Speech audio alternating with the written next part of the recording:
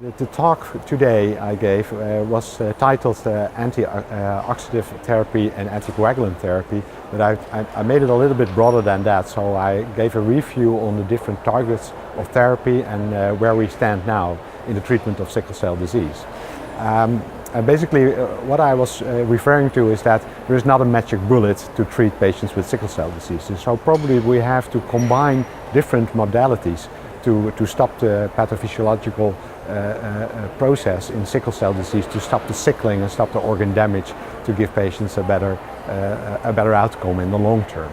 So that was, well, in two sentences what I talked about. The improvement of sickle cell disease is mainly seen in children. So we see that the life expectancy of children has improved dramatically.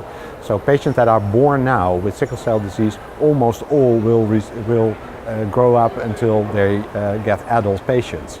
And whether it goes well with adult patients, there are mixed results. So from London, there is a review, or actually publication, that showed that the life expectancy is going up to above 67, which is really high for sickle cell disease. You can perhaps not imagine that, but most studies show 45 as a median age for sickle cell disease. And I believe it's in between that. So it depends on the care that that's provided, and we have to wait for results of other clinics. But sickle cell disease is improving, life expectancy improving, but with the improvement of life expectancy, you see more complications, like organ complications. So it has two problems. The longer patients live, the more problems they get. There are a lot of challenges in sickle cell disease. Yeah, most of the therapies are all experimental. So there is actually one drug approved now for sickle cell disease, and that has been approved for 23 years now. And there's no single new drug since then.